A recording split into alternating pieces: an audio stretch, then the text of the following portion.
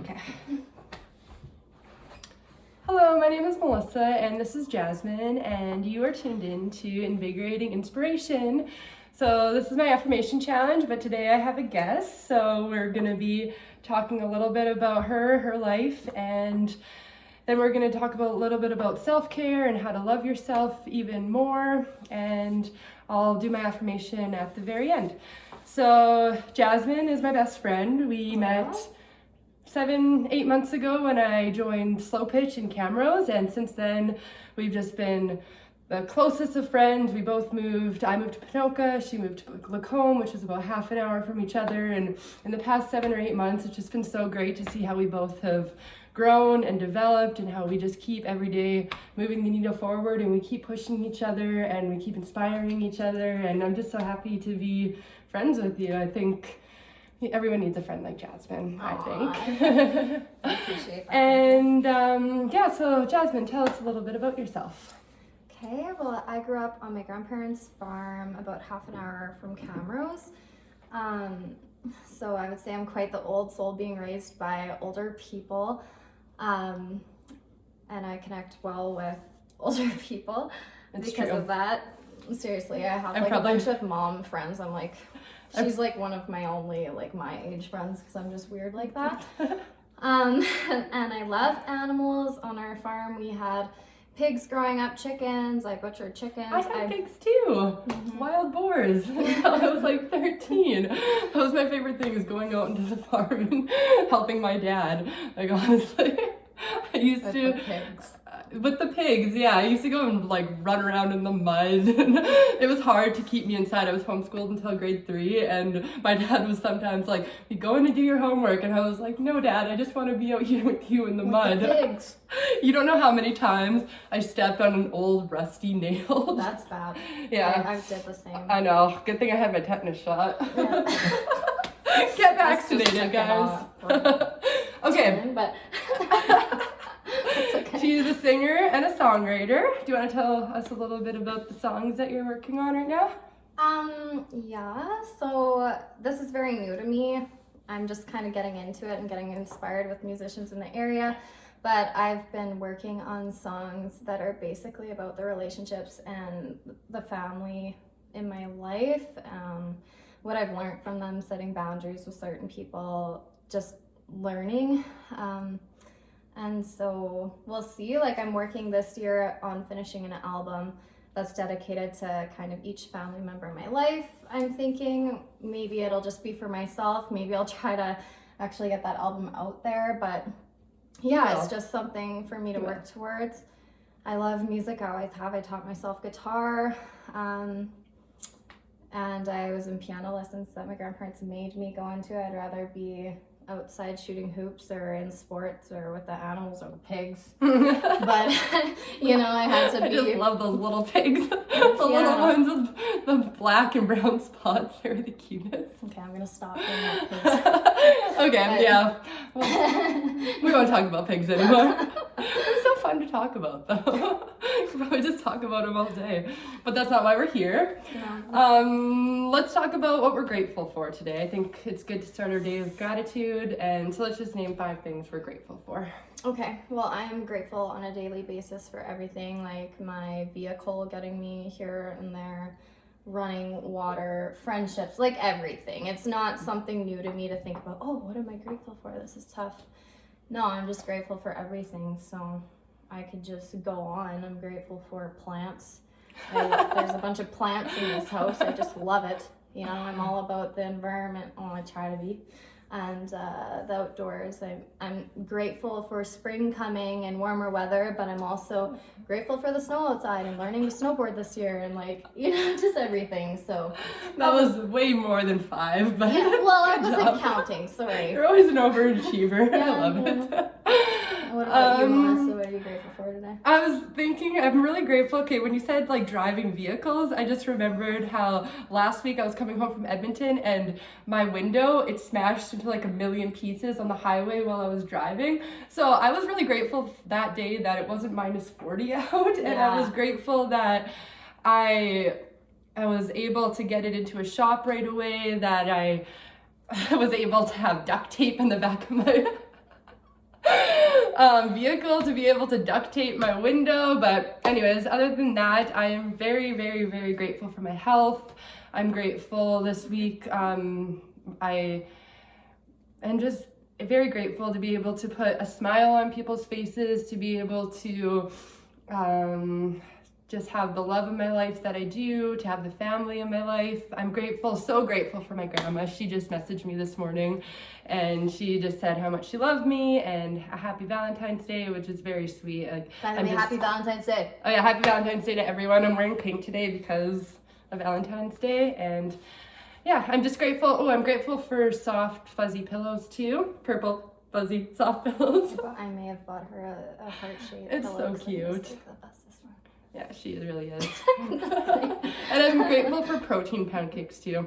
That's the first I time am I not tried them. used to breakfast early in the morning. This girl had me over here and had protein pancakes, like 3 or 4 on my plate. I'm not a breakfast eater. I'm trying to get to be one, but very much a night owl. And yeah, this week I coffee, started bananas. the 8-week challenge, and it's been macro counting, so they tell you exactly how much food you should be having in a day. And this week I think I've ate more food than I ever have, but I feel like my jeans are fitting a little bit better and I feel a lot healthier, so I think I'm actually nourishing my body with the food I need, and I'm not craving sugar as much, which was really good too. Yeah. But yeah, it's definitely a lot of food and it's a big adjustment when you're not used to it. So she only probably ate half her plate, but I was just like done in 5 minutes. I was like, I need it's this. a process. I'll get there. Yes, life is a process. Okay, so since today is Valentine's Day, I would like to speak a little bit about love. I love you so much, and I'm really happy you're my friend. But I would like to know what love means for you. Ooh, love.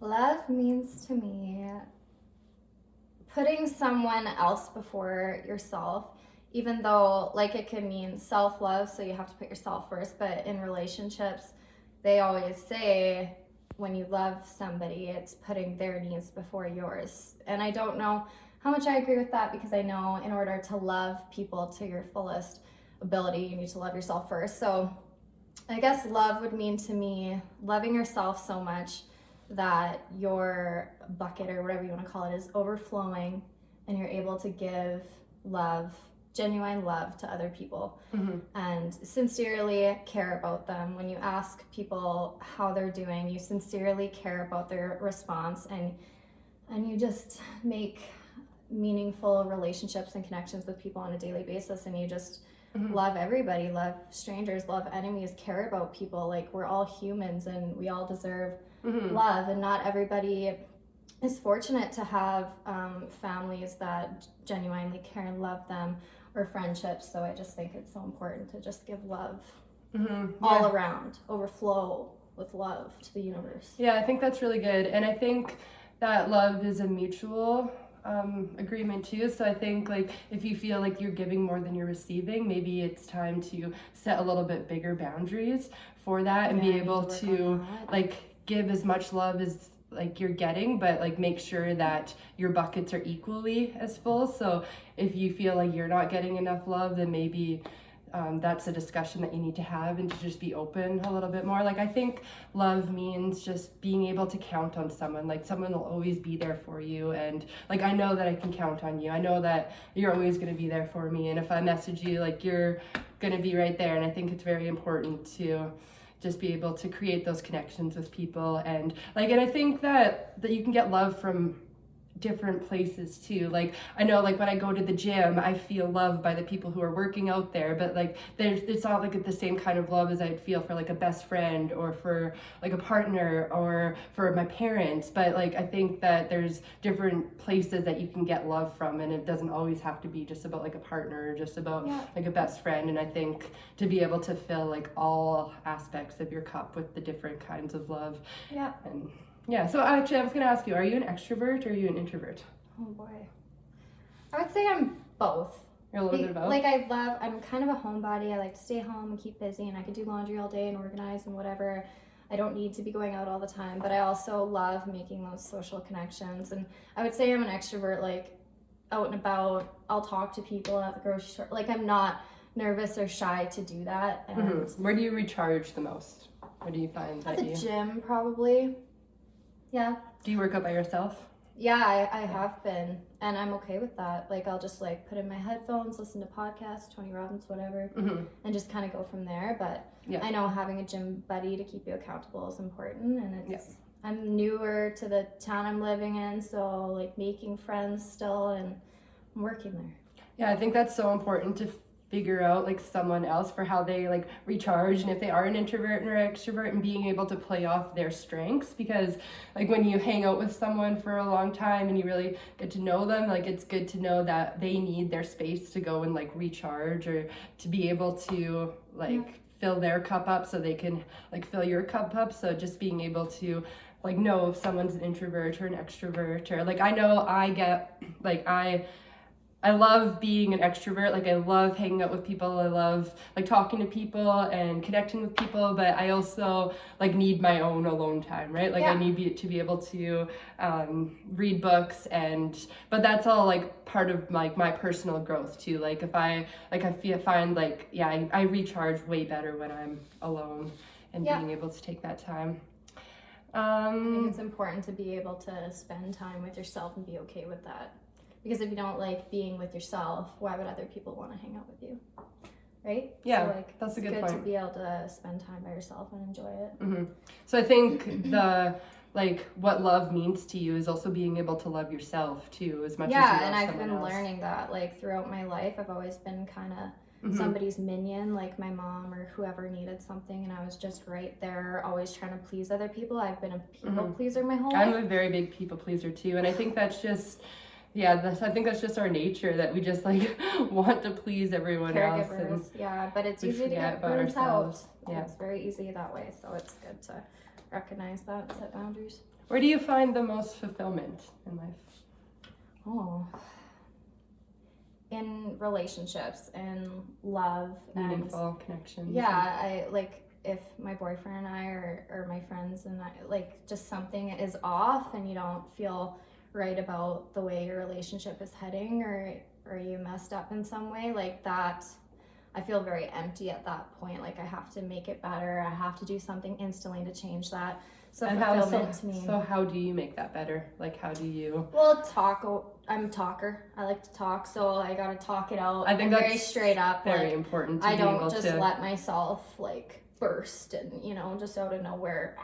Because things like can constantly build up. Okay, I don't like the way this is. We need to work on this. And I think it's good to be open in relationships. And I find fulfillment from my relationships, from music, from progress. If you feel like you're making progress every day, even if it's just minimal, that fulfills me. Like I always need to know that I'm working for something and on myself and making myself better. What drains you the most? Pleasing people. Yeah. Working too much. Always giving and maybe not getting enough. But I also know, and I'm a big person on the law of attraction, like what you think about you become, what goes around comes around kind of thing. And I know that if you give, it's just natural to get it back. Yeah. So it's good to give, and I think it's good to like even overachieve and overgive yourself, like as much as that makes sense, because you might feel burnt out at the time, but it's going to come back to you. So what did I say this morning?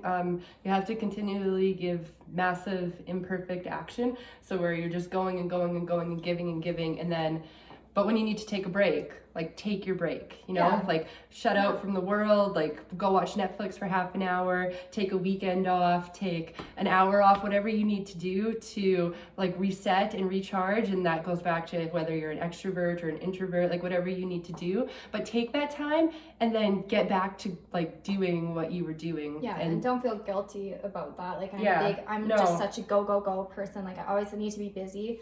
And like I've heard this before where like ants are busy, but like what are they accomplishing? Like you're always busy, so but then what's your end goal? Like you always have to have set goals and work towards those goals every single day. And you know what, you're not going to be perfect. No one's perfect, but I think the imperfections of everyday life are what lead up to like just being like the accumulation of it. Once you have that end goal in mind, you can just work towards that every single day and just keep applying that same action every day and just keep going.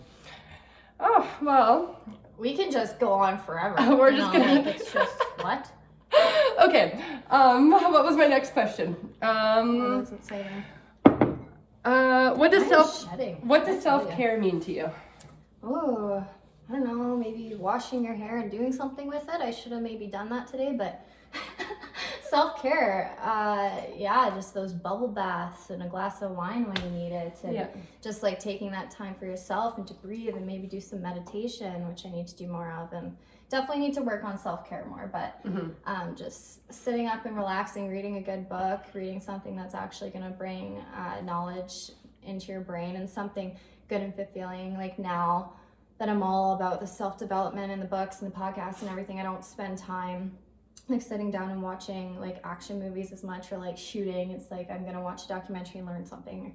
And I think that's all about self-care too, because you're building yourself up to be a better person. So and what you fill your mind with is what you become. Yeah, exactly. So self-care, just like taking care of yourself, having good hygiene, you know, maybe throwing on some makeup and look good, feel good kind of thing. So it does feel good. It feels good to get up and working out, exercise and move your body.